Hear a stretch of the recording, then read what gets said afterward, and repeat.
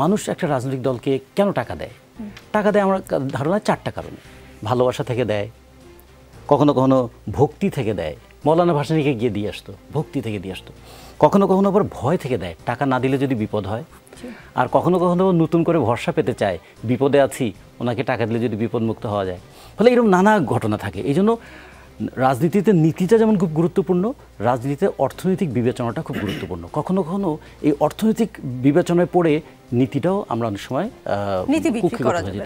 সেটা একটা দিক। আর একটা কথা বলে আমি একটু শেষ করি, বাংলাদেশে 22 লক্ষ ছেলে মেয়ে প্রতি বছর কাজের সন্ধানে আসে। এই মানুষগুলোর মধ্যে সরকার রাষ্ট্রীয়ভাবে মাত্র 1.5 লক্ষর কর্মসংস্থান করতে পারে। তাহলে আমরা যদি উন্নত দেশের জায়গায় যেতে চাই, প্রথম তো নজর দিতে হবে আমাদের কর্মসংস্থানের সুযোগ বাড়ছে কিনা। 11 লক্ষ ছেলে মেয়েকে আমরা পাঠিয়ে দিচ্ছি দেশের বাইরে, যাও টাকা খরচ করে যাও আর দেশের জন্য টাকা পাঠাও। এই গত বছরও তারা $27 বিলিয়ন আমাদের রেমিটেন্স পাঠিয়েছে। ফলে বাংলাদেশের তো ভবিষ্যৎ পরিকল্পনা দেখতে হবে যুবকদের দিকে তাকিয়ে।